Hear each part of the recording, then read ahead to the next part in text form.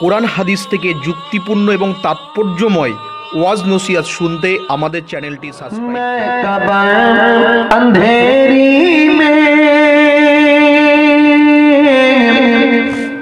घबराऊंगा जब तन्हा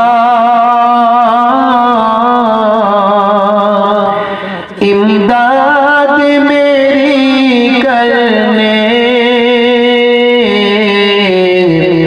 आ जाना रसूल अल्लाह जरे हरे सुभान अल्लाह इमदाद मेरी करने आ जाना रसूल अल्लाह रौशन मेरी तुर्बत को लिल्लाह जरा करना जब वक्त न जाए आका दीदार आता करना अल्लाहुम्मा सल्ले अला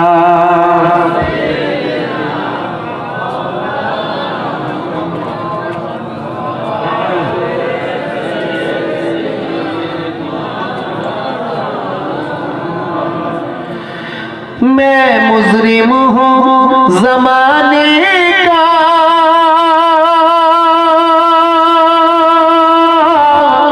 महशर में भला लगना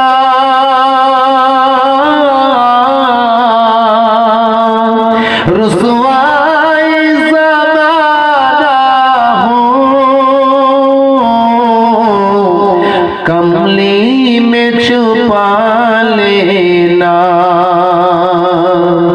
रुसवाई ज़माना हूँ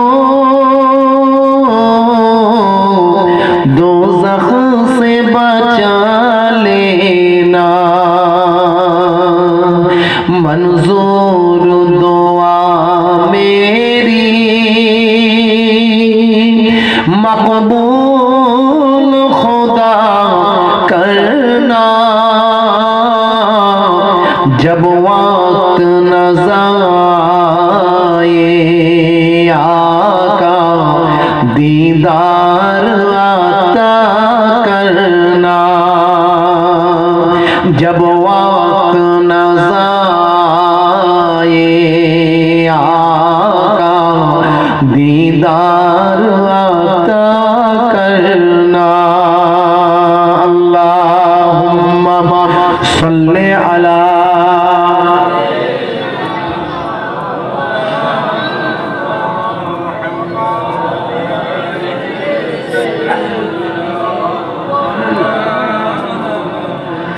দয়ার নবী গো আমার ময়ার নবী গো পড়েন আমার সঙ্গে দয়ার নবী গো আমার ময়ার নবী গো দয়ার নবী গো আমার ময়ার নবী গো সব ছাড়িব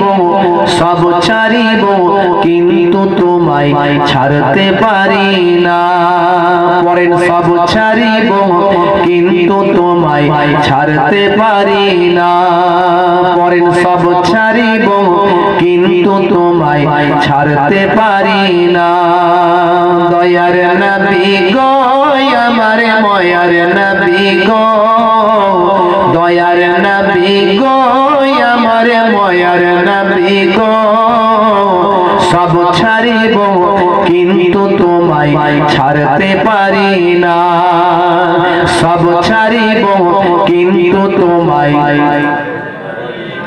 সব ছাড়িব কিন্তু তোমায় ছাড়িনি ছাড়ব না ছাড়তে পারি না ছাড়িনি ছাড়ব না ছাড়তে পারি না সব ছাড়িব কিন্তু তোমায় ছাড়তে পারি না সব ছাড়িব কিন্তু তোমায় দয়ার নবী গো আমার ময়ার নবী গো দয়ার নবী গো আমার ময়ার নবী গো সব ছাড়িব কিন্তু তোমায় ছাড়তে পারি না সব ছাড়িব কিন্তু তোমায় ছাড়তে পারি না আল্লাহুম্মা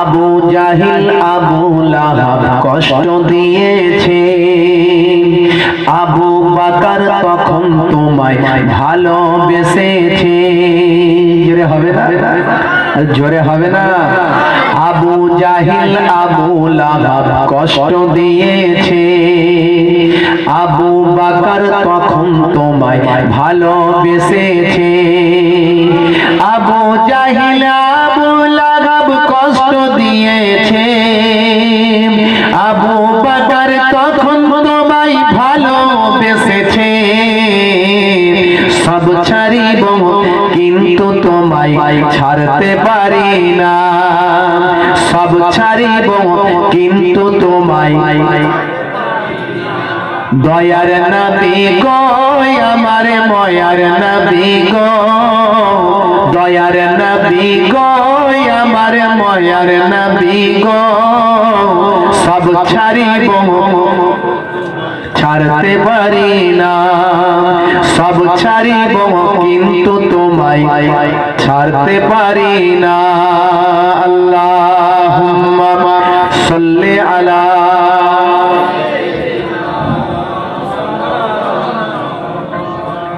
وعلى آل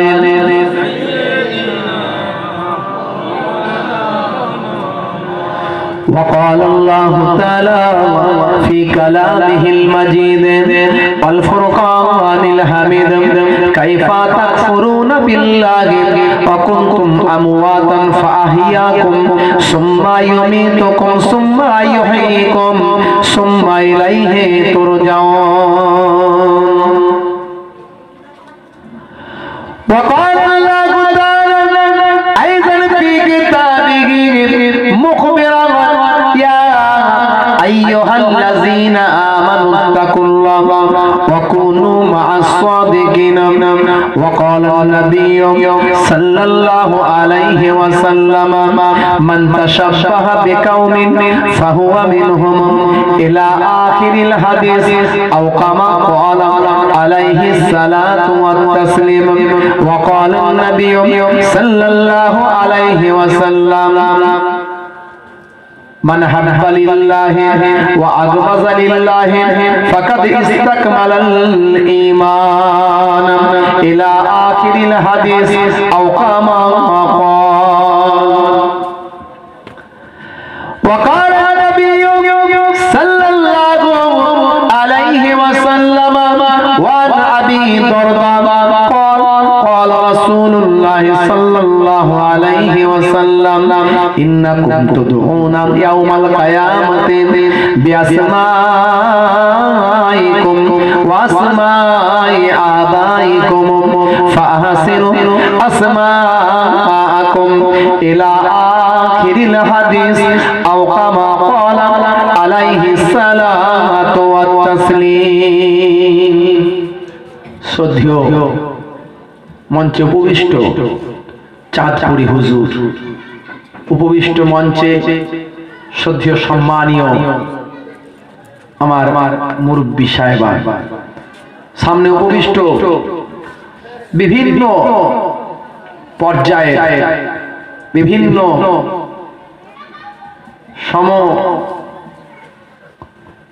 বিভিন্ন ধরনের মানুষ আলেম হাফেজরা আছেন আলেম ওলামারা আছেন সুফি দরবেশরা আছেন ব্যবসায়ী তরুণ যুবক ক্লাবের সদস্য আজকের এই কি ক্লাবের নাম জানো গোসাইপুর না কিয়াডাঙ্গা চাঁদপুর আজাদ স্পোর্টিং ক্লাবের সদস্য তরুণ যুবক বাচ্চারা, মুরব্বীরা, পর্দানশীল মা ও বোনেরা সকলকে আমার অন্তরের অন্তঃস্থল থেকে সালাম এবং মোবারকবাদ জানাই। ফুরফুরা শরীফ ছোট হুজুর পীর কেবলা রহমাতুল্লাহ আলাইহি আমার নানা জান হন, আমি তার নাতি, মেয়ের ছেলে। মায়াপুর পীরনগর শরীফ, পীরনগরের হুজুর পীর কেবলা রহমাতুল্লাহ আলাইহি, জি হ্যাঁ নাম শুনেছেন, মস্ত বড় আল্লাহর ওলি ছিলেন। কেরমান থেকে সব আমাদের পূর্বপুরুষরা সব এসেছিলেন, একেবারে ইমাম হাসান, ইমাম হোসাইন, শেরেফুদ আলী, মুর্তজা পর্যন্ত সেই খানদানের খানদান রাফতা বারাফতা এসে একেবারে সেখান থেকে বাঁকুড়া ইন্দাস করিশন্ডা, সেই করিশন্ডা থেকে হয়ে পীরনগরের জমিন, জায়গাটার নামই হচ্ছে পীরনগর। তো যাই হোক,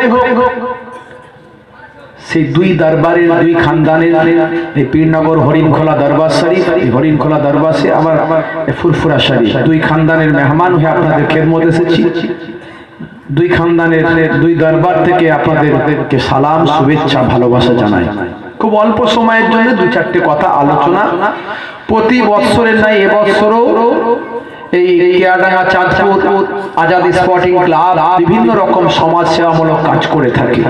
গতকালই বস্ত্র বিতরণ, শীত বস্ত্র বিতরণ, বিভিন্ন রকম কাজ করেছে এবং আজকে পাক মিলাদুন নবীর ইসালে সব মৃত ব্যক্তিরা কবরে পড়ে পড়ে সব পাবেন, জীবিত মানুষেরা কিছু দিন ধর্ম সারা শরীয়তের কথা জানবেন। খুব অল্প সময়ের জন্য দু চারটে আলাপ আলোচনা, বেশি লম্বা চওড়া নয়। ভাইরা আমার, জওয়ান যুবকেরা, কোরআন মাজিদ থেকে প্রথমে একটা আয়াতে কারিমা তেলাওয়াত করেছি, কাইফা তাকফুরুন। আল্লাহ বলছেন কেমন করে তোমরা কুফরি করো, কেমন করে তোমরা আমি আল্লাহর সঙ্গে কুফরি করো, বিল্লাহি, আল্লাহর সঙ্গে। অকুনতুম আমওয়াতান, তোমরা ছিলে মৃত। এই পৃথিবীতে আসার আগে আমরা সব কোথায় ছিলাম? আমাদের কাছে সঠিক কোনো অ্যানসার নাই যে আমরা কোথায় ছিলাম। কেউ বলে আকাশে তারা হয়ে ঘুরছিলাম, সে তারা খসে একটা মায়ের পেটে, মায়ের পেট থেকে দুনিয়াতে। বিভিন্ন জন বিভিন্ন রকম গল্প কথা এক একটা করে লাগিয়ে দেয়, যে যার নিজের ভাবনা মতো কাল্পনিক ভাবে তৈরি করে বলে দেয় যে এই জগতে আসার আগে কোথায় ছিলিস। আবার মারা যাওয়ার পরে নাকি আবার বলছে আত্মা পরিবর্তন হয়ে অন্যজনের ভিতরে ঢুকে যাবে, সে আবার তার জন্ম হবে। আত্মার পরিবর্তনশীল আত্মা বিজ্ঞান ব্যাখ্যা করছে কিছু মানুষ, কিছু ভাই আমার ভাবনা চিন্তা, বিভিন্ন গোষ্ঠী দল, তারা বিভিন্ন ভাবে। আল্লাহ নিজে কোরআন মাজিদে যেটা বলছে তার বিকল্প কিছু হতে পারে না। 1450 বছর ধরে যার পরিবর্তন করার ক্ষমতা কারো হয়নি, এবং আজকের যুগে বিজ্ঞান সেই কোরআন মাজিদকে ফলো করছে এবং কোরআন মাজিদ থেকে গবেষণা করে ফল পাচ্ছে। সেই কোরআন মাজিদে আল্লাহ তাআলা বলছেন কাইফা তাকফুরুন, তোমরা কেমন করে কুফরি করো বিল্লাহি, আল্লাহর সঙ্গে। অকুনতুম আমওয়াতান, তোমরা ছিলে মৃত। ফাহিয়াকুম, আমি তোমাদের জীবন দান করেছি। এই যে আমরা জীবন পেয়েছি, এই জীবন পাওয়ার আগে আমরা ছিলাম, আল্লাহ বলছেন, মৃত। এই মৃত্যুর পর তোমরা জীবন পেয়েছো, আমি তোমাদের জীবন দিয়েছি। সুম্মা ইউমীতুকুম, আবার তোমাদের মওত দেব, এরপর আমরা ফের আবার মারা যাব। আবার আল্লাহ বলছেন সুম্মা ইউহয়িকুম, আবার তোমাদের জীবন দেব। তার মানে আবার কিয়ামতের দিনে তোলা হবে, আবার জীবন দেয়া হবে। সুম্মা ইলাইহি তুরজাউন, তোমাদেরকে আমি আল্লাহর নিকট প্রত্যাবর্তন করতে হবে, ফিরে আসতে হবে। তাই আল্লাহ এই কথা বলতে চাইছেন তোমরা তাহলে কেন আমার সঙ্গে কুফরি করছো? তোমাদেরকে আমি আল্লাহ এইভাবে তৈরি করেছি, এইভাবে পাঠিয়েছি, আবার আমার কাছে আসতে হবে, তারপরে তোমরা কুফরি করো। কুফরিটা কি? আল্লাহ যা বলেছেন সেগুলোকে অস্বীকার করা, সেগুলো না মানা। ভাইরা আমার, জওয়ান যুবকেরা, ও বাবা শুনে রেখে দিন, বাবা জেনে রেখে দিন, ও মুসলমান শুনে রেখে দাও, আমার মাবুদ আল্লাহ যা বললেন সেগুলোকে মানা, বিশ্বনবীর বাণীগুলোকে মানা, বিশ্বনবীর হাদিসটাকে মানা, আমার আল্লাহর কোরআন মাজিদকে মেনে চলা। ও মুসলমান খেয়াল করুন বাবা, ও তরুণেরা, যুবকেরা একটু লক্ষ্য রাখুন বাবা, ও মুসলমান, ও জওয়ান যুবকেরা একটুখানি শুনে রেখে দাও, আজ আমাদের আজকে হায়াতে আছি, কাল নাও থাকতে পারি, একদিন না একদিন মরতে হবে বাবা। সেই মারা যাওয়ার আগে আমাদের একটু বোঝাপড়া করতে হবে, দুনিয়ার সঙ্গে বোঝাপড়া। ও জওয়ান যুবকেরা, নফসের সঙ্গে বোঝাপড়া, দুনিয়ার মোহ মহব্বতের সঙ্গে বোঝাপড়া। মুসলমান খেয়াল করো, ও জওয়ান যুবকেরা কেমন ছিলেন? বড় বড় বাদশা, বড় বড় সম্রাট, তারা বুঝে গিয়েছিলেন বাবা এই টাকা পয়সার মোহ, শান শওকতের মোহ, ইজ্জত সম্মানের মোহ। ও জওয়ান যুবকেরা, এত সম্পদ এত মাল মাতা কিছুই আমার থাকবে না। বাদশাহ ঔরঙ্গজেবের মতো মানুষ, ও জওয়ান যুবকেরা, মোগল বাদশা ছিলেন তিনি। মোগল বাদশা ঔরঙ্গজেব এত বড় একজন বাদশা হয়েছিলেন যিনি সবচেয়ে বেশি দিন রাজত্ব করেছিলেন বাবা হিন্দুস্তানের জমিনে। উত্তর থেকে দক্ষিণ, পূর্ব থেকে পশ্চিম সবই তার আয়ত্তের মধ্যে এসেছিল। একেবারে দাক্ষিণাত্য পর্যন্ত সাম্রাজ্য বিস্তার করেছিল। ও জওয়ান যুবকেরা, সেই বাদশা ঔরঙ্গজেব বুঝে গিয়েছিলেন না না না না, এ সব কিছু আমার থাকবে না, আমাকে আল্লাহর দরবারে খালি হাতে এসেছিলাম, খালি হাতেই যেতে হবে। তাই বাদশা ঔরঙ্গজেব নিজের ভায়ামার, ওই কি বলেন ভায়ামার, নিজের মালের, নিজের রাজকোষের অর্থ তিনি কখনো ভক্ষণ করেন না।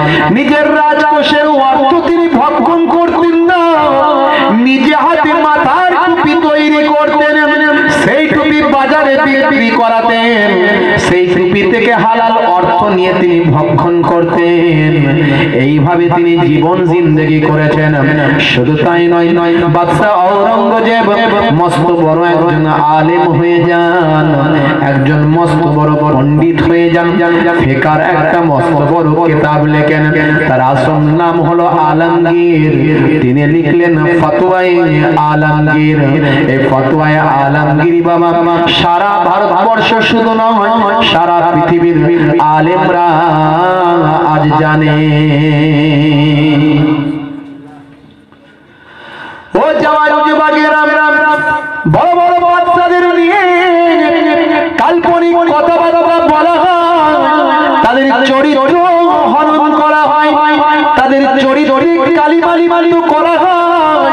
কিন্তু মনে রাখবেন বাবা, যারা মুসলমান রাজা বাদশা ছিলেন, সে বাদশা ঔরঙ্গজেব হোক, বাদশা শাহজাহানি হোক, বাদশা শেরশাহী হোক, আর হায়দ্রাবাদের শেষ নিজামি হোক, যেই হোক না কেন, এরা প্রত্যেকেই এক একজন আল্লাহর ওলি বান্দা ছিল। দিল্লির জামা মসজিদ কে তৈরি করেছেন? বাদশা শাহজাহান। এর অনেক ইতিহাস আছে, বেশি কথা আমি বলবো না।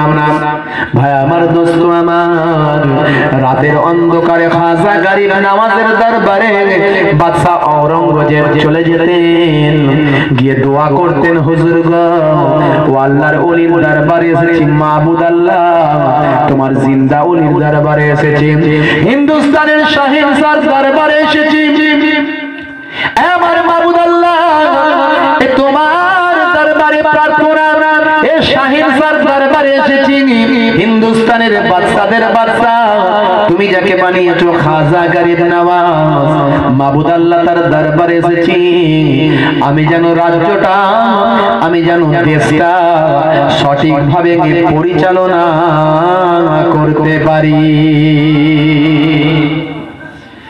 ভাই আমার, দোস্ত আমার, হায়দ্রাবাদের শেষ নিজাম ছিলেন, নাম তার হলো মীর উসমান গনি। মীর উসমান গনি খান, উসমান গনি খান সিদ্দিকী। ও জওয়ান যুবকেরা, মীর উসমান আলী খান সিদ্দিকী হায়দ্রাবাদের শেষ নিজাম ছিলেন বাবা। ভাই আমার, দোস্ত আমার, এত বড় দরজার আল্লাহর ওলি বান্দা ছিলেন বাবা। ও জওয়ান যুবকেরা, ও আমার মুরব্বিয়ানেরা, শুনে রেখে দিন বাবা, তিনি এত বড় ধনী সম্পদশালী ছিলেন। ভাই আমার, দোস্ত আমার, 1937 সালে সারা পৃথিবী জুড়ে একটা বিখ্যাত ম্যাগাজিন বেরোয়, দ্য টাইমস ম্যাগাজিন। যে টাইমস ম্যাগাজিনের নাম আজও সারা বিশ্বে খ্যাত। দ্য টাইমস ম্যাগাজিনে 1937 খ্রিস্টাব্দে সেই দ্য টাইমস ম্যাগাজিনের কভার পেজে ছবি এসেছিল। ছবিটা দেওয়া হয়েছিল কার জানেন? হায়দ্রাবাদের শেষ নিজাম, নাম তার মীর ওসমান আলী খান সিদ্দিকী। সে মীর ওসমান আলী খান সিদ্দিকীর কভার ফটো করে দেওয়া হয়েছিল। ছবিটা দিয়ে লিখে দেওয়া হয়েছিল, the richest man in the world, the richest man in the world. সারা পৃথিবীর শ্রেষ্ঠ ধনী হলেন মীর ওসমান আলী খান সিদ্দিকী। সারা ভারতবর্ষের নয়, সারা পৃথিবীর শ্রেষ্ঠ ধনী ছিলেন তৎকালীন যুগে হায়দ্রাবাদের শেষ নিজাম, নাম তার হলো মীর ওসমান আলী খান সিদ্দিকী, যিনি হায়দ্রাবাদের শেষ নিজাম ছিলেন, শেষ সুলতান ছিলেন, শেষ নিজাম ছিলেন। নিজাম একটা টাইটেল, নিজাম কোনো বাদশার নাম নয়, নিজাম হলো টাইটেল। ভাইরা আমার, এত বড় ধনী বলা হয়েছে, আমি তথ্যে দেখতে পেলাম যে তার এত ডায়মন্ড, মতি, হীরা, এত ডায়মন্ড, এত তার ইয়াকুত, এই সমস্ত এত দামি দামি মূল্যের পাথর ছিল, যেটা অলিম্পিকের সুইমিং পুল ভর্তি হয়ে যাবে, এত তার সম্পদ ছিল। জোরে বলুন সুবহানাল্লাহ। এত বড় ধনী, বুঝতে পারছেন? এত বড় ধনী কেন বলছি কথাটা দেখেন এবার। এত বড় ধনী, তিনি তার খাদ্য তালিকা বানিয়েছিলেন যে সারাদিনে কতটা খাবার খাবেন, কত টাকার খাবার খাবেন। তার খাদ্য তালিকার মধ্যে দেখতে পাওয়া যায় 25 থেকে 35 টাকা বরাদ্দ করেছিলেন, যে এই টাকার মধ্যে তিনি খাদ্য ভক্ষণ করবেন, এর বেশি খাবেন না। 25 টাকাই তার 35 টাকা কোনো রকমে বাড়িয়েছিলেন, এর থেকে বেশি পয়সা তিনি খাদ্য খাবেন না, কারণ তিনি বিশ্ব নবীর গোলাম ছিলেন।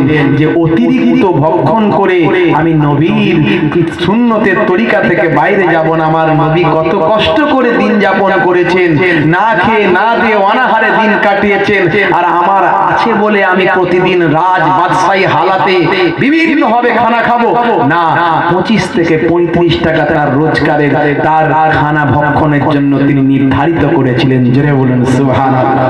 এই প্রচন্ড শীতে তিনি নিজের শীতের জন্য শীত বস্ত্র, একটা পাতলা চটি কম্বল একটা বরাদ্দ করেছিলেন, এর বেশি তিনি শীত বস্ত্র গায়ে দিতেন না। তিনি অনুভব করতেন গরিবরা কত কষ্ট করে জীবন যাপন করছেন, আমার নবী কত কষ্ট করেছেন। আজকে আমি এত কোটি কোটি টাকা সম্পদের মালিক বলে কি আমি বিরাট আরাম আয়েশে থাকবো? না, একটা মাত্র তিনি কম্বল নিজের জন্য বরাদ্দ করেছিলেন। অথচ এই হায়দ্রাবাদের শেষ নিজাম মীর ওসমান আলী খান সিদ্দিকী যখন বেনারসের হিন্দু ইউনিভার্সিটি থেকে যখন তার কাছে ডোনেট করার জন্য, ডোনেশনের জন্য আবেদন জানানো হলো, তখন তিনি নিঃসংকোচে নবীর আদর্শ অনুযায়ী 1 লক্ষ টাকা ডোনেট করলেন। জোরে বলুন সুবহানাল্লাহ। আজকে দেশ প্রেম নিয়ে প্রশ্ন তোলা হয়, মুসলমানরা দেশকে কতটা ভালোবেসেছে। ভাইরা আমার, জওয়ান যুবকেরা আমার, মুসলমান পড়তে পড়তে পেলাম, জি হ্যাঁ, ইতিহাস গ্রন্থে পেলাম, এসব ইতিহাস প্রকাশ করা হয় না সেভাবে, দুঃখিত এর জন্য। যাই হোক, সেই পেপারের ছবিটা আমার কাছে রাখা আছে।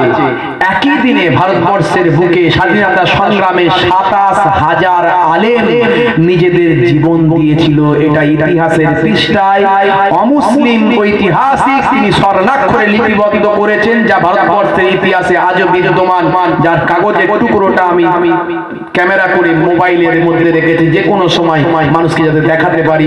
একই সঙ্গে 27,000 আলেম নিজেদের জীবন দিয়ে দেশ প্রেমের পরীক্ষা দিয়ে গেছেন। যারা বলুন সুবহানাল্লাহ। আজকে বলে এই কথাটা বলো তবে তুমি দেশপ্রেমিক কিনা বুঝতে পারবে। হাই রে হাই মুসলমান, মুখে দুটো বাণী বলে দিলি দেশপ্রেমের পরিচয় দেয়া হয়। না না না, স্বাধীনতা সংগ্রামে কে কত জীবন দিয়েছে সেখানেই দেশপ্রেমের প্রমাণ পাওয়া যায়।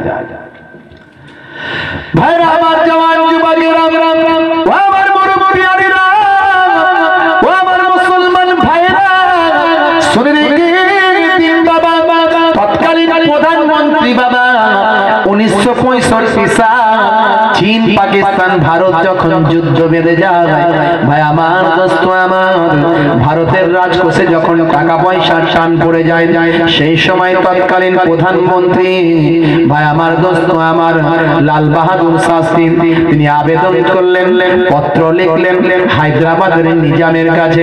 নাম তার বাবা মীর উসমান আলী খান সিদ্দিকী, তার কাছে পত্র লিখলেন 1965 সাল বাবা। ও জওয়ান যুবকেরা, তিনি রাজত্ব করেছিলেন এই হায়দ্রাবাদের শেষ নিজাম 1911 থেকে 1948 পর্যন্ত তিনি রাজত্ব করেছিলেন। ও মুসলমান শুনে রেখে দেন ভাই আমার দোস্ত আমার, 1965 যখন যুদ্ধ বেঁধে গেল তখন বাবা ভারতের তৎকালীন প্রধানমন্ত্রী তিনি তখন আবেদন করলেন, যাও যাও ওই আমাদের হায়দ্রাবাদের শেষ নিজামের কাছে যাও বাবা, ওই নিজামের কাছে কিছু সাহায্যের জন্য বলো, আমাদের রাজকোষ অনেকটাই কমে গিয়েছে। দেখো এই সময় টাকা পয়সা অর্থের বড্ড প্রয়োজন। ও তরুণেরা, যুবকেরা, ও আমার মুরব্বিয়ানেরা, শুনে রেখে দিন বাবা, বিশ্বনবীর তরিকা তার মধ্যে ছিল, বিশ্বনবীর আখলাক তার মধ্যে ছিল। ও মুসলমান শুনে রাখো, ও তরুণেরা, যুবকেরা, শুনে রেখে দাও, জেনে রেখে দাও, বিশ্বনবীর আখলাক তারা কেমন ফলো করেছিল, সেই সময় নিজাম কি করেছিল। ও মুসলমান একটুখানি খেয়াল করেন, বিশ্বনবী বলেছেন হুব্বুল ওয়াতানি মিনাল ঈমান, দেশপ্রেম হলো ঈমানের অঙ্গ, দেশকে ভালোবাসার নাম হলো ঈমানের অঙ্গ। ও মুসলমান খেয়াল করুন, মুসলমানের ছেলে বিশ্বনবীর তরিকা গেলে ভুলে, মুসলমানের ছেলে নবীর আদর্শ দিলে ছেড়ে, মুসলমানের ছেলে নায়কার গায়কের ভক্ত হলেন, মুসলমানের ছেলে বলছে বিরাট কোহলি কি ছক্কা দিলি, সর্বনাশ। বুঝতে পারছেন, পেটে যত হচ্ছে অম্বল, বলছে তাড়াতাড়ি নিয়ে চারটে বিমল। মুসলমান হারাবেন না ঈমান, হয়ে যাবেন না বাবা বেঈমান। না সারা জীবন নামাজ পড়ে না, বলে জান্নাত চাই, আল্লাহ বলে হবে নাই। নবীর আদর্শ মানলি নাই, বিশ্ব নবীর তরিকা ধরলি না, আর বলে জান্নাত চাই, ফারিস্তা বলে দেব নাই, নবী বলেন হবে নাই। ও জওয়ান যুবকেরা, আমার নবী জানালেন, ভাই আমার দোস্ত আমার, বিশ্ব নবী বললেন আসসালাতু মিফতাহুল জান্নাহ, জান্নাতের চাবিকাঠি হলো নামাজ। মুসলমানের ছেলে সে নামাজ পড়লো না, সারা জীবন মাওলানা সাহেব তাকে নামাজ পড়াতে পারলো না। কই গো পল্টু মিয়া, সারা জীবন সব জায়গায় যাও আর মসজিদে যাও নাই, হ্যাঁ একটু মসজিদে এসো না। হ্যাঁ ইমাম সাহেব আসতে হবে, আসতে হবে, হ্যাঁ ইমাম সাহেব আসতে হবে, টান মেরে শুধু ভিতর থেকে আওয়াজ দিয়ে হ্যাঁ ইমাম সাহেব আসতে হবে, আসতে হবে বলে চলে গেল। সারা জীবন ধরে নামাজ পড়লো না, চাচা মারা গেল, চাচার ছেলে বড় ব্যবসায়ী হলো, চাচার ছেলে বাপকে জান্নাতে পাঠানোর ব্যবস্থা করলো কি করে, ভাড়া করা বড় মৌলবি ধরে নিয়ে এলো। বুঝতে পারছেন, চারটে গরু জবাই হয়, চারটে গরু জবাই হয়ে করলো খানা, মৌলবি এত কান্না, সব করলো ফানা ফানা। ফারিস্তা বললে দাঁড়া, পয়সা গুনে নিয়ে তাড়াতাড়ি পালা, ও জান্নাতে যাবে। সারা জীবন নামাজ পড়লো না, হুজুর একদিন কেঁদে দিল, নামাজ জান্নাতে চলে যাবে। বিশ্বনবীর তরিকা ভুলে যাবে না, বাচ্চা বেলা থেকে একটু বাচ্চাদের ট্রেনিং দেন। ও তরুণেরা শুনে গেলেন, 7 বছর যখন বাচ্চার বয়স হবে, বিশ্বনবী বলছেন নামাজের দিকে আহ্বান করো, ওকে নামাজের তালিম দাও। বাচ্চাদের বাচ্চাদেরকে ছোট্টবেলা থেকে জুম্মার নামাজ গিয়ে দাঁড় করিয়ে দাও, নামাজে অভ্যস্ত হয়ে যাবে। 5 ওয়াক্ত নামাজে ওদের আস্তে আস্তে নিয়ে যাবেন। ছোটবেলা থেকে এদের নামাজে দিকে আহ্বান করবেন। বাড়িতে এদের সালাম শেখাবে, আসসালামু আলাইকুম। এদের শেখাবে দোয়া, এদের শেখাবে সূরা ফাতিহা। তার জায়গায় মুসলমানের ঘরে শেখানো হচ্ছে টাটা, বাবু দাও টাটা, বাবু দাও টাটা। লোকে বলে সর্বনাশ তোর কপাল ফাটা, দাও শুধু টাটা। টাটা দিলে কি হবে? শুধু কপাল ফাটা হবে। কথা ঠিক না ভুল? মুসলমান সালাম দেবে, আসসালামু কাবলাল কালাম, কথা বলার আগে দাও তুমি সালাম। ও জওয়ান যুবকেরা, ও আমার বন্ধুরা, শুনে রেখে দিন বাবা, জেনে রেখে দেন, আমার মুজাদ্দিদুজ্জামান কুতুবুল আলম আমিরুস শরিয়াত হযরতে পীর আবু বকর সিদ্দিক রাহমাতুল্লাহ আলাইহি আপনাকে আমাকে সব শিখিয়ে দিয়ে গেছেন। হে বাংলার মানুষ, তুমি বলতে পারবে না আমি তো কিছু জানি না। হে বাংলার মানুষ, তুমি বলতে পারবে না আমার কাছে কোনো পানি আসে না। হে বাংলার মানুষ, তুমি বলতে পারবে না আমি কিছু শুনি না। বাংলার কোনায় কোনায় মাদ্রাসা তৈরি হয়েছে, মুজাদ্দিদুজ্জামান মাদ্রাসা প্রতিষ্ঠা করে দিয়েছেন। বাংলার গ্রামে গ্রামে ওয়াজ নসিহত শুরু হয়েছে। শুধু তাই নয় বাবা ও মুসলমান, আপনাকে আমাকে কোরআন মাজিদের আলোকে, হাদিস শরীফের আলোকে এমন ভাবে দাঁড় করিয়ে দিয়েছেন, মনে রাখবেন এর সঙ্গে সঙ্গে কোরআন হাদিস ইজমা কিয়াস, তার সঙ্গে সঙ্গে আদাব আর তাসাউফ দিয়ে দিয়েছে। আদাব তাসাউফ সব দিয়ে দিয়েছে। আজকে আদাব তাসাউফ ইসলামের একটা বড় জিনিস। বড় বড় আলেম হবে, হাফেজ হবে, মাওলানা হবে, মুফতি হবে, মুফাসসির হবে, মুহাদ্দিস হবে, কিন্তু বেয়াদব হবে। বেয়াদব হবে, বাপকে পেটে, মাকে মারে, বাপের মনে দুঃখ দেয়, মায়ের মনে দুঃখ দেয়। আলেম ওলামা পীর মুর্শিদ এসব মানে না, ওলি মানে না। মুরব্বী বয়স্ক মানুষদের শ্রদ্ধা ভালোবাসা দেখায় না, অথচ বড় আলেম কোনো দাম নাই, কোনো দাম নাই। আপনি বলেন ইবলিস শয়তান, যাকে আজাজিল আজাজিল বলি, আজাজিল কি? ইবলিস শয়তান কি? আসলে জিন না ফারিস্তা? বলে একটু হ্যাঁ হুদা, জিন না ফারিস্তা? বলে জিন। আজাজিল হচ্ছে জিন। জিন হলো আগুনের তৈরি। জিন কিসের তৈরি? আগুনের তৈরি। আর ফারিস্তা বলে নূরের তৈরি। বলে ফারিস্তা নূরের তৈরি। তা আগুনের তৈরি জিন তার এলেমের আর আমলের জোরে আল্লাহ তাকে এমন দরজা দিলেন যে নূরের তৈরি ফারিস্তার ঊর্ধ্বে তার সম্মান দিলেন। কথা ঠিক না ভুল? তাকে সম্মান দিলেন, এত বড় তাকে দরজা দিলেন, তাকে মুআল্লিম করে দিলেন। আল্লাহ যখন বললেন উসজুদু লি আদম, আদম কো সিজদা করো, ফাসাজাদু সবনে সিজদা কিয়া ইল্লা ইবলিস, ইবলিস ব্যতীত। ইবলিস বলল আল্লাহ আপনি যা বলবেন সব করব, কিন্তু এই আদমকে সিজদা করতে পারবো না। কেন? না আমি হচ্ছে বল কি করে? না আপনি ওকে মাটি থেকে তৈরি করেছেন, খালাকালানি মিন নার, আপনি আমাকে আগুন থেকে তৈরি করেছেন। মাটি অপেক্ষা আগুন শ্রেষ্ঠ, আমি শ্রেষ্ঠ হয়ে নিকৃষ্টকে সিজদা করতে পারবো না। আল্লাহ বললেন তুমি আমার হুকুমটা মানলে না, তুমি আমার আদব করলে না, তুমি আমার হুকুম নির্দেশ মানলে না, তুমি আমাকে যুক্তি দেখালে। গেট আউট, ফাখরুজ, বেরিয়ে যাও, আমার কাছে তোমার কোনো স্থান হবে না, জান্নাত থেকে বের করে দিন।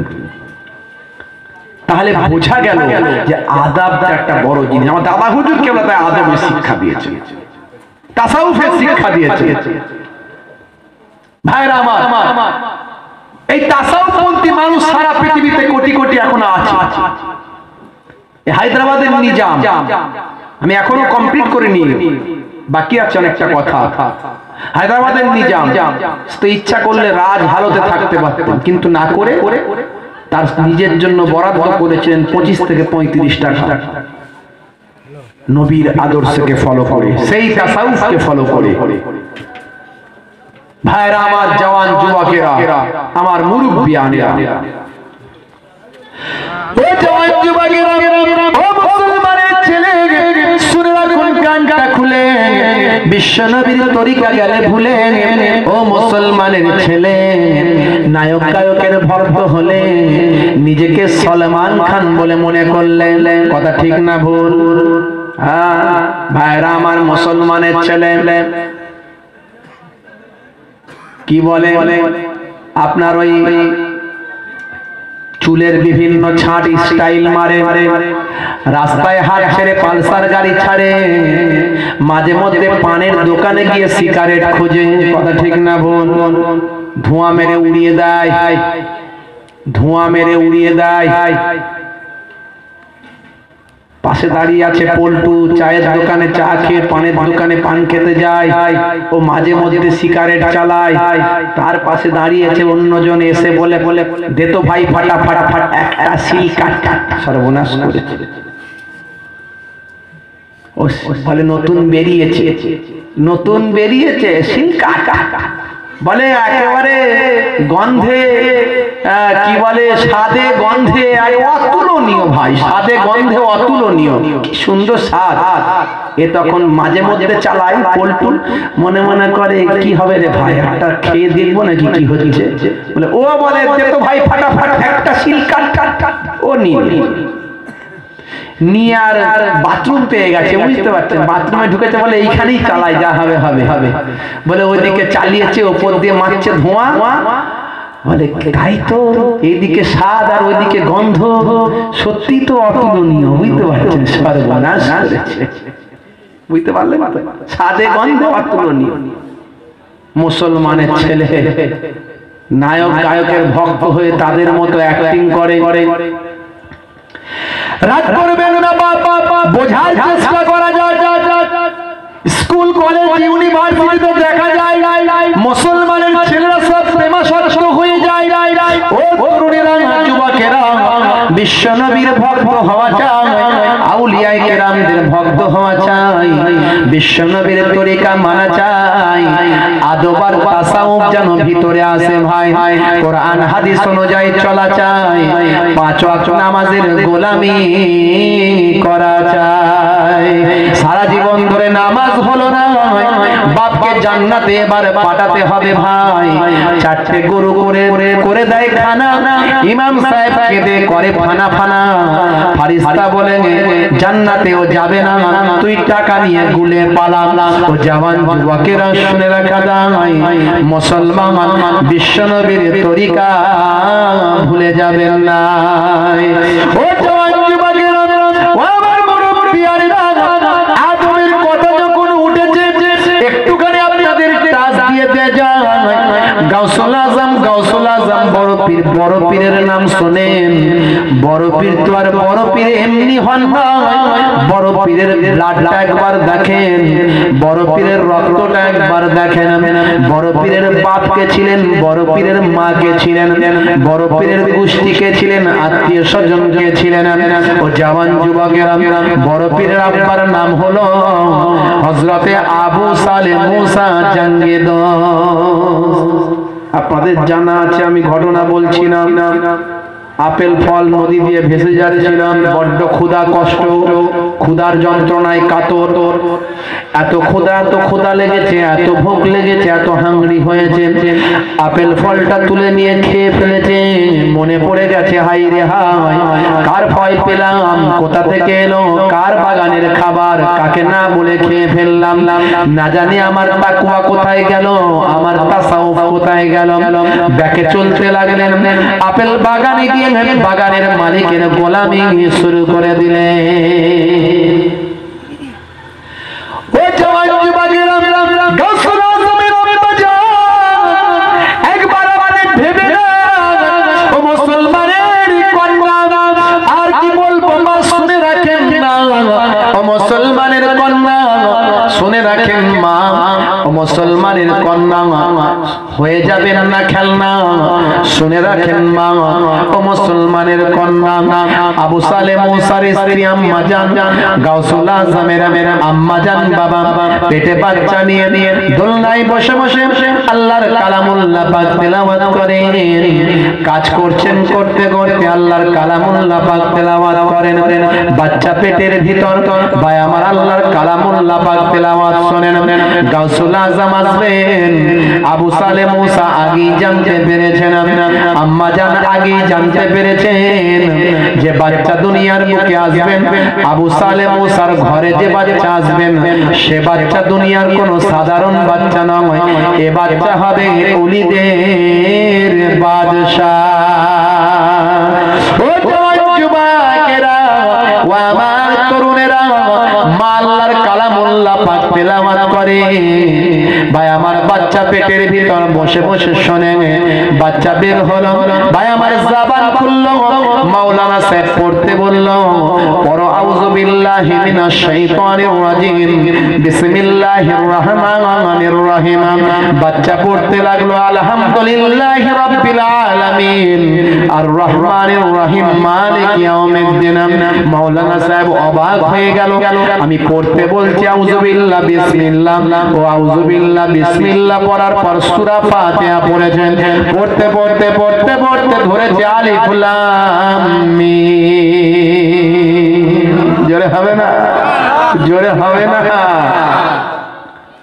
এমনি কি গাউসুল আজম বড় পীরের নাম শুনলে কিছু মানুষের চুলকানি হয়।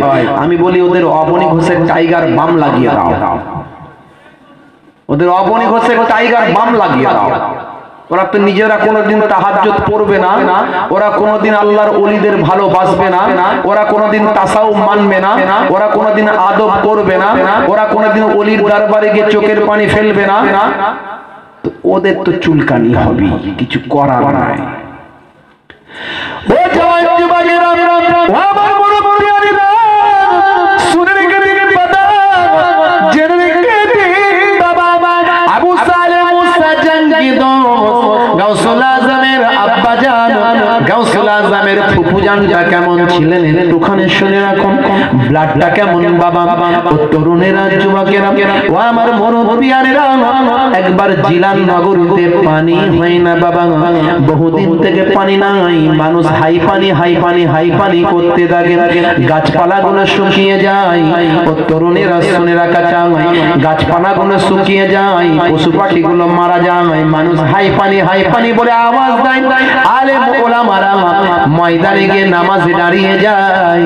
কত আল্লাহর দরবারে রোনা জারি হয়, কিন্তু কারো দোয়া আল্লাহর দরবারে পৌঁছায় না। গাউসুল আজমের ফুফু আম্মা জান সেই জামানার মস্ত বড় ওলি বান্দি, মানুষ জানতো আল্লাহর এক আবিদা যাকিরা সালেহা, আল্লাহর একজন ওলি বান্দি আছেন।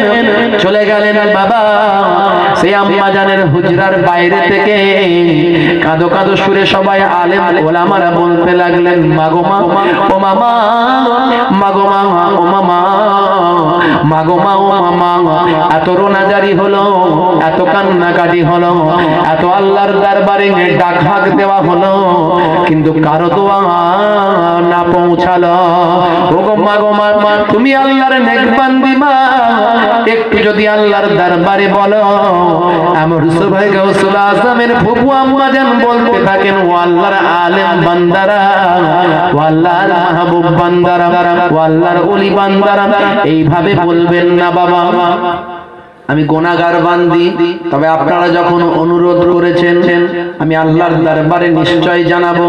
জান, আপনারা জান। গাউসুল আজমের ফুফু আম্মা জান এগেনেতে বেরোলেন, ঝাড়ু দিয়ে ঝাঁটা দিয়ে একটু ঝাড়ু দিয়ে দিলেন, ঝাড় দিয়ে দিলেন, দিয়ে আল্লাহর দরবারে মোনাজাত করে বলেন, মাবুদ গো, আমি জামিন পরিষ্কার করে দিয়েছি, এবার তুমি রহমতের দরজা খুলে দিতে পারো। বলার সঙ্গে সঙ্গে আকাশে কালো মেঘ তৎক্ষণাৎ হয়ে যায়, অফুরন্ত আল্লাহর রহমত পানি বর্ষণ হতে থাকে। ভাই ও জওয়ান যুবকেরা, ও আমার তরুণেরা, ও আমার মুরব্বিয়ানেরা,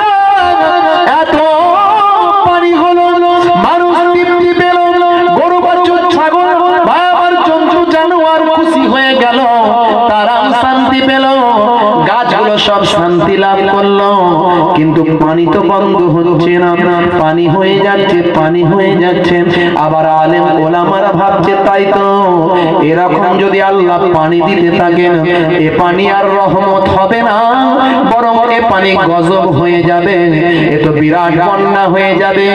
আবার তড়িঘড়ি করে আলেম ওলামা হুজুরেরা সব গাউসুল আজমের ফুপু আম্মা জানের হুজরার বাইরে গিয়ে বলে, মাগো মা, ও মা, মাগো মা, এবার আল্লাহর দরবারে বলো মা, পানি আর লাগবে না। আবার আল্লাহর নেক বান্দি গাউসুল আজমের ফুপু আম্মা জান আল্লাহর দরবারে বলতে থাকে, মাবুদ গো, অনেক হয়েছে মাবুদ, এবার তোমার রহমতের দরজা বন্ধ করে দাও। বলার সঙ্গে সঙ্গে আকাশের পানি তৎক্ষণাৎ বন্ধ হয়ে যায়। জোরে হবে না? সেই গাউসুল আজম, বাচ্চা বেলাটা দেখুন গাউসুল আজমের, দেখুন কেমন আদাব, কেমন তাসাউফ তার মধ্যে ছিল।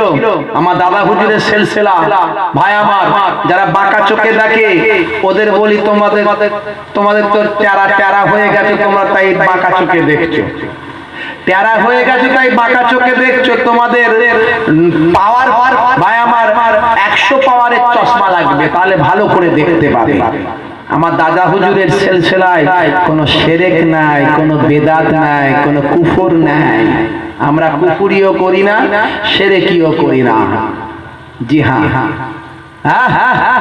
আমার দাদা হুজুরের সিলসিলা শিরকের বিরুদ্ধে, কুফরের বিরুদ্ধে। একদল মানুষ বেরিয়েছে সমাজে, তারা শিরক করে, কবর পুজো, পীর পুজো, এই পুজো, ওই পুজো, এই মানে সেই মানে, এই পুকুরে ঝাঁপ দেয়, ওই পুকুরে ডুবুক মারে, তাহলে শরীর ভালো হয়ে যাবে, তাহলে রোগ ভালো হয়ে যাবে, সব শিরকি ভাবনা।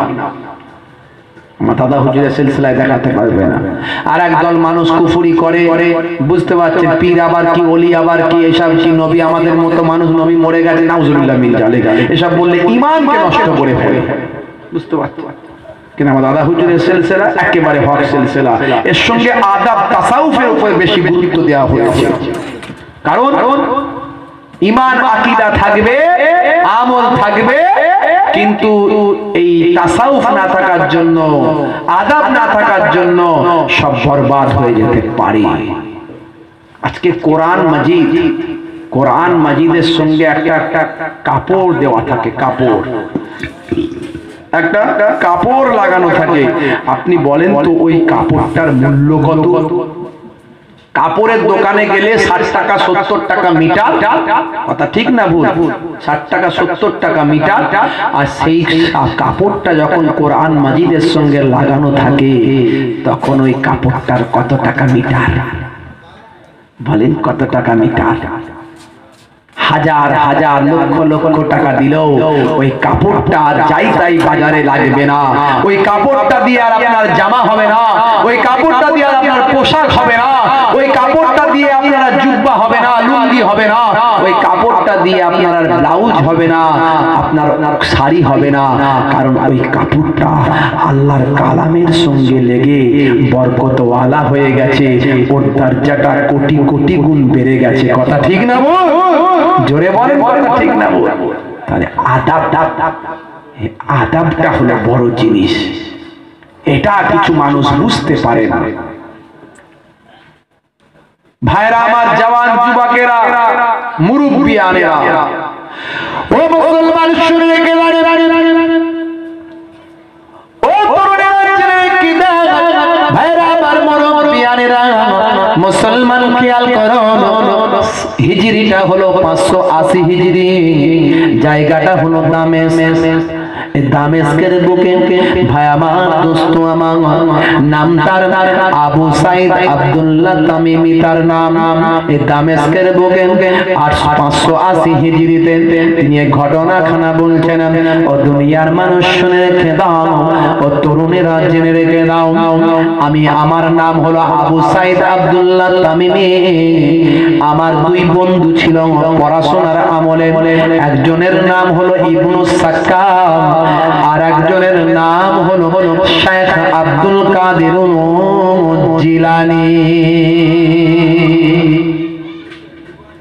কষ্ট হচ্ছে নাকি আপনাদের? রাত হচ্ছে তো, কষ্ট হচ্ছে না? তাদের শেষ করে দিলে ভালো হয়তো নাকি? কারা কারা শেষ করতে চান তাদের হাত তুলে দেখানো দেখি। কেউ শেষ করতে চান না? তার মানে হোক সবাই চান নাকি? হ্যাঁ, মন থেকে বলছেন না মুখে বলছেন? দেখুন, ওপরে ফিটফাট আর ভিতরে ফেরিঘাট। সেরাম যেন না একবার হক কথা হক করে বলে দেবেন, হুজুর তাড়াতাড়ি শেষ করে দেন। কি হবে না শেষ করবো?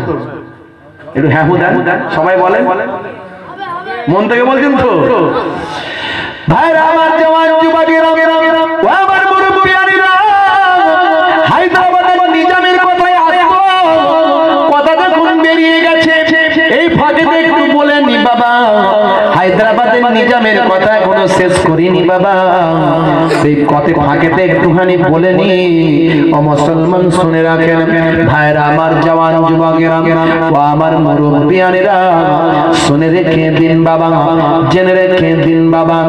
এমন সময় ওই ইবনু সাক্কার কথা বললেন, শেখ আব্দুল কাদের জিলানী আল বাগদাদির কথা বললেন। ও মুসলমান, খেয়াল করুন, ও তরুণ যুবকেরা, লক্ষ্য রাখুন।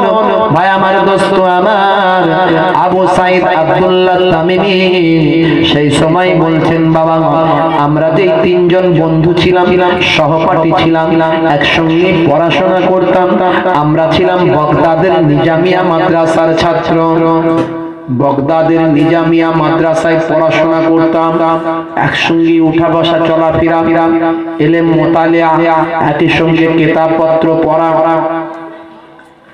ভাইরা আমার, জওয়ান যুবকেরা, ও আমার বন্ধুরা, আবু সাইদ বলে একদিনকার ঘটনা, বাগদাদের জমিনে যখন কোন বুজুর্গ মানুষ আসতেন, আমরা তার সঙ্গে মুলাকাত করতাম। একদিন আমরা খবর পেলাম, একদিন আমরা জানতে পারলাম, এই বাগদাদের জমিনে মস্ত বড় একজন গাউস আসছেন বাবা, মস্ত বড় ওলি, মস্ত বড় গাউস একজন আসছেন। ওলিদের অনেক ক্যাটাগরি হয়, গাউস হয়, আবদাল হয়, কুতুব হয়, বিভিন্ন ক্যাটাগরি হয়। ও জওয়ান যুবকেরা, এমন সময় আমরা তিনজনে আলোচনা করলাম, এই বাগদাদের মস্ত বড় গাউস যিনি আসছেন, ওলি যিনি এসেছেন, তার সঙ্গে আমরা মুলাকাত করব। ভাইরা আমার, জওয়ান যুবকেরা, ও আমার তরুণেরা, ও আমার মুরব্বিয়ানেরা, শুনে রেখে দিন বাবা, জেনে রেখে দিন বাবা। এমন সময় দেখতে পাওয়া যায়, আমরা তিনজনে মোলাকাতের জন্য চললাম, আমরা তিনজন মোলাকাত করার জন্য এগোতে লাগলাম। পথিমধ্যে ইবনু সাক্কার আমাদের মধ্যে, আমাদের বন্ধু, সে পড়াশোনায়ও খুব ভালো ছিল, সে মাঝে মধ্যে আমাদের মাঝখানে বলতে শুরু করলো, দেখো ও আবু সাইদ, আমি কিন্তু কত বড় বড় বুজুর্গ এসেছে একবার লক্ষ্য করব, কত বড় গাউস এসেছে আমি দেখব, তাকে আমি কয়েকটি প্রশ্ন করব। এই প্রশ্নের উত্তর কিন্তু তিনি দিতে পারবেন না, তিনি যত বড় গাউস হোক না কেন, আমার এই প্রশ্নের উত্তর দেওয়া সম্ভব নয়। ও জওয়ান যুবকেরা, আমি আবু সাইদ, আমি তার কথা শুনে উদ্বুদ্ধ হয়ে গেলাম। আমিও তখন বলে ফেললাম, আমিও তাকে একটা প্রশ্ন করব, সেই প্রশ্নের উত্তর তিনি দিতে পারবেন না। আর হযরতে গাউসুল আজমকে বললাম, তুমিও দু একটা প্রশ্ন ঠিক করে নাও, তুমিও দু একটা প্রশ্ন করবে। তখন গাউসুল আজম বলেন, আব্দুল কাদের জিলানী বলেন, না আমি প্রশ্ন করার জন্য তো যাচ্ছি না, আমি যাচ্ছি মুলাকাতের জন্য। আমি তার সঙ্গে মুলাকাত করব, দেখা করব, তার কাছ থেকে দোয়া নেব। এত বড় আল্লাহর ওলি, নাম শুনেছি তার কাছ থেকে দোয়া নিয়ে আমি ফিরে আসব। আমি কিন্তু কোনো প্রশ্ন করব না। ভাই আমার, দোস্ত আমার, গাউসুল আজমের আদবটা দেখুন। শোনো রে ভাই মোমেন, বড় পীরের শান, আব্দুল কাদের জিলানী গাউস জাহার নাম। শুনো রে ভাই মোমেন বড় পীরের শান, আব্দুল কাদের জিলানী গাউস জাহার নাম। বড় পীরের বয়স যখন 6 বছর হলো, মাদ্রাসায় যাইবেন বলে বড় পীর চলিল। আর মিথ্যা না বলি ভাই এ যে মায়ের দান, আর মিথ্যা না বলি ভাই এ যে মায়ের দান। আব্দুল কাদের জিলানী গাউস জাহার নাম। ও জওয়ান যুবকেরা, ও আমার মুরব্বিয়ারা, বন্ধুরা আমার শুনে কেদার হুজুর গাউসুল আজম চলতে লাগলেন। ও মুসলমান লক্ষ্য করুন, নির্দিষ্ট জায়গায় গিয়ে দেখেন আল্লাহর গাউস বান্দা সেখানে নাই। কোথায় গেলেন বাবা, কোন দিকে গেলেন বাবা? এমন সময় আমরা দাঁড়িয়ে গেলাম, হঠাৎ করে দেখতে পেলাম কিছুক্ষণের মধ্যে আল্লাহর গাউস বান্দা সেই জায়গায় এসে হাজির হয়ে যায়। ও জওয়ান যুবকেরা, ও আমার তরুণেরা, ও আমার মুরব্বিয়ানেরা, শুনে রেখে বাবা, এমন সময় মস্ত বড় আল্লাহর ওলি, মস্ত বড় গাউস ছিলেন ভাই আমার, বেলায়েতি পাওয়ার নিয়ে, বেলায়েতি নজরে। সেই সময় ইবনু সাক্কার দিকে তাকিয়ে বলেন, ও ইবনু সাক্কার, ও বাবা ইবনু সাক্কার, তুমি আমাকে অপমান করার চিন্তা নিয়েছিলে, তুমি বলেছিলে আমার প্রশ্নের উত্তর দিতে পারবে না। ও ইবনু সাক্কার, তুমি আমাকে কয়েকটা প্রশ্ন করবে বলে ঠিক করেছিলে।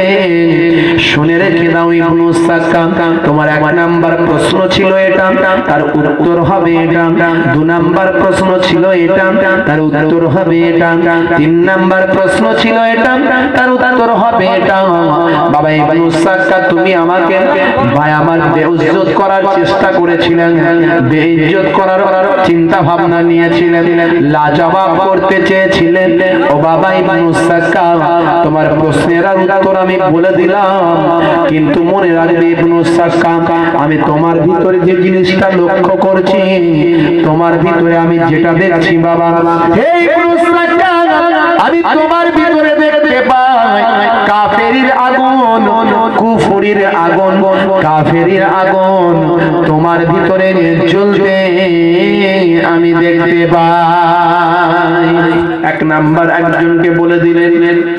2 নাম্বার 2 জন ভাই আমার আবু সাইদকে বলেন, আবু সাইদ, তুমি কিন্তু প্রশ্ন করতে চেয়েছো, তুমি বলেছো যে আমার প্রশ্নের উত্তরটাও হয়তো দিতে পারবে না, এই নাও তোমার প্রশ্ন ছিল এটা, তার উত্তর হলো এটা।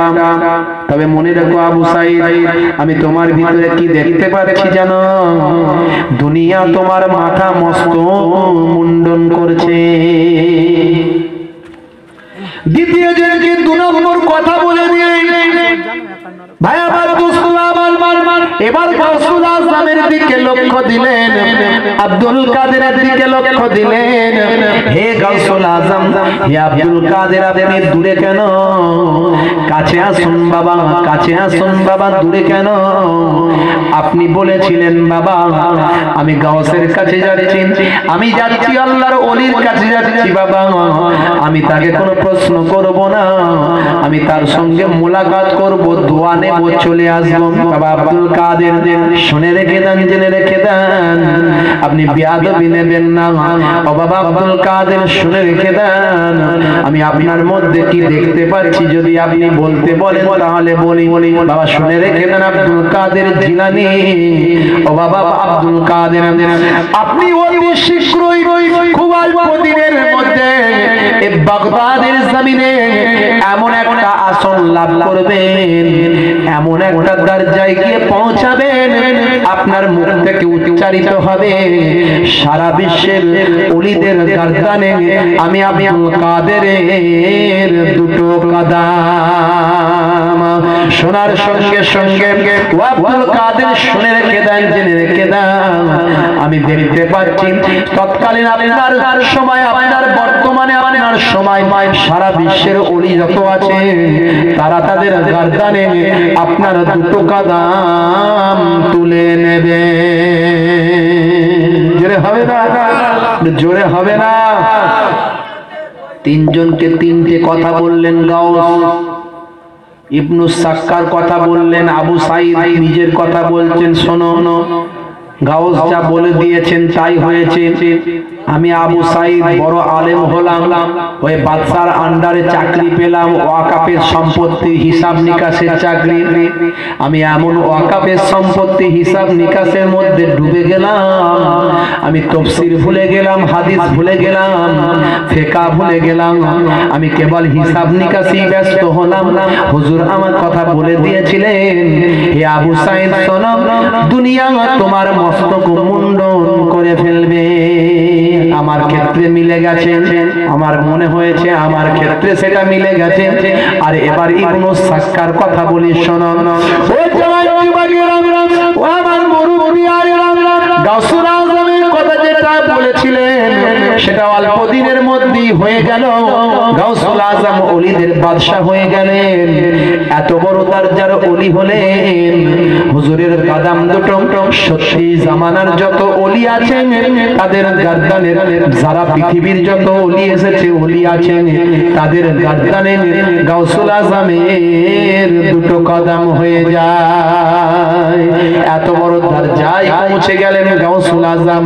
আর ইবনু সাক্কার কথা বললে আমার প্রাণটা দুঃখে ভরাক্রান্ত হয়। ইবনু সাক্কার কথা কি বলেছিলেন? ইবনু সাক্কার কথা বলেছিলেন, তোমার ভিতরে কাফেরি কুফুরির আগুন জ্বলছে আমি দেখতে পাই। বলবো তো নাকি? না কষ্ট হচ্ছে আপনাদের? 12:30 বাজছে, কি হবে না শেষ করে দেবো? হবে, এখনো নিজাম বাকি আছে হায়দ্রাবাদের।